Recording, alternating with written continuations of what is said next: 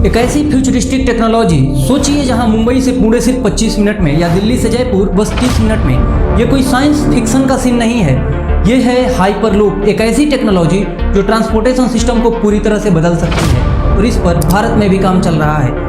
आज की इस वीडियो में हम हाइपरलूप के बारे में बात करेंगे। ये क्या है, कैसे काम करता है और भारत में इसके अपडेट्स क्या हैं। तो बिना समय बर्बाद किए लिए शुरू करते हैं। हाइपरलूप को यदि आसान भाषा में कहें तो ये एक ultra high speed transportation system है जिसमें एक पॉड यानी कि एक छोटी सी ट्रेन के डब्बे जैसा कैप्सूल होता है जो वैक्यूम ट्यूब के अंदर 1000 से 1200 किलोमीटर प्रति घंटे की रफ्तार से यात्रा करता है। हाँ, सही सुना आपने, 1200 किलोमीटर प्रति घंटा। ये इतना तेज है कि आप एक शहर से दूसरे शहर में हवाई जहाज से भी जल्दी पहुंच जाएंगे। लेकिन ये चीज कोई नई नहीं है।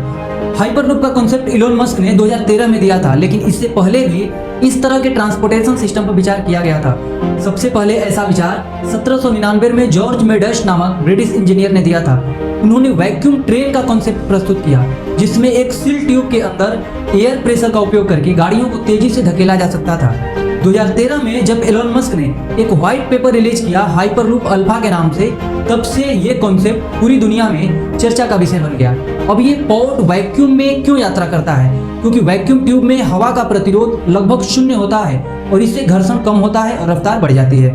और ये मैग्नेटिक लेविटेशन यानी कि मैग्लेव टेक्नोलॉजी का इस्तेमाल करता है जिससे ये जमीन से थोड़ा ऊपर रहता है तो कोई फ्रिक्शन भी नहीं करता, मतलब एकदम स्मूथ और एकदम तेज। चलिए थोड़ा और गहराई में जाएं और समझें ये काम कैसे करता है। देखिए, हाइपरलूप के 3 मुख्य हिस्से होते हैं, वैक्यूम ट्यूब, पॉड और मैग्नेटिक लेविटेशन। वैक्यूम ट्यूब एक सील्ड ट्यूब होती है जिसमें से लगभग 90% हवा निकाल दी जाती है। इससे पॉड को हवा के प्रतिरोध का सामना नहीं करना पड़ता। ये पॉड एक कैप्सूल के टाइप का होता है जिसमें या तो यात्री या सामान यात्रा करते हैं। ये एक छोटे ट्रेन के डब्बे के टाइप का होता है।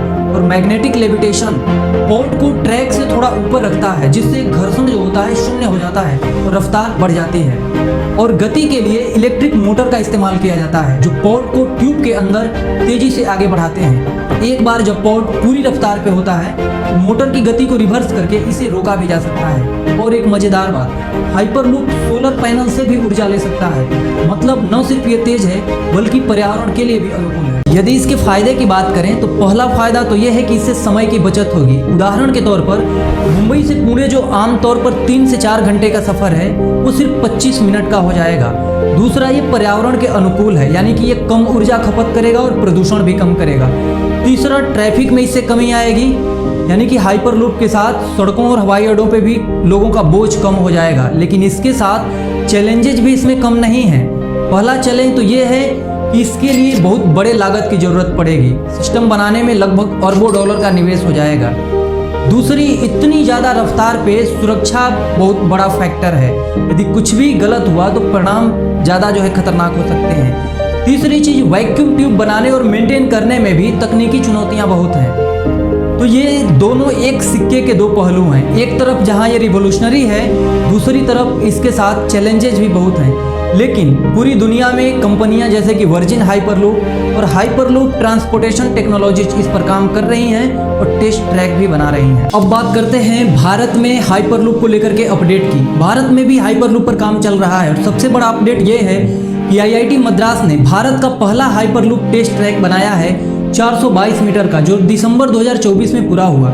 ये ट्रैक भारतीय रेलवे के समर्थन के साथ बनाया गया है। इसमें लॉर्सन और टुब्रो जैसी कंपनियों ने भी योगदान दिया है और ये टेस्ट ट्रैक एक बड़े प्रोजेक्ट का हिस्सा है। भारतीय रेलवे और IIT मद्रास मिलकर के एक 40 से 50 किलोमीटर का हाइपरलूप टेस्ट फैसिलिटी बनाने की योजना बना रहे हैं जो दुनिया का सबसे लंबा हाइपरलूप टेस्ट ट्रैक होगा। वैश्विक स्तर पर भी हाइपरलूप को लेकर के काम तेजी से चल रहा है। वर्जिन हाइपरलूप ने नेवादा में टेस्ट किए हैं जहां उन्होंने 240 किलोमीटर प्रति घंटा की रफ्तार हासिल की थी। UAE में दुबई और अबू धाबी के बीच हाइपरलूप की योजना बन रही है। यूरोप में भी टेस्ट ट्रैक्स बन रहे हैं, लेकिन भारत का सीन थोड़ा अलग है। यहाँ हम अभी शुरुआती चरण में हैं, लेकिन संभावनाएं बहुत है। भारत में अगर हाइपरलूप हकीकत बन जाता है तो सोचिए, शहरों के बीच की दूरी एकदम कम हो जाएगी, व्यवसाय बढ़ेंगे, पर्यटन बढ़ेगा और लोगों का समय भी बचेगा। लेकिन ये सब होने में अभी वक्त लगेगा। विशेषज्ञ कहते हैं कि पूरी तरह से हाइपरलूप सिस्टम बनाने में कम से कम 10 से 15 साल तो लग ही जाएंगे। तो दोस्तों, ये थी हाइपरलूप के बारे में छोटी सी जानकारी और उस पर अपडेट। आपको क्या लगता है, क्या भारत में हाइपरलूप फ्यूचर बनेगा?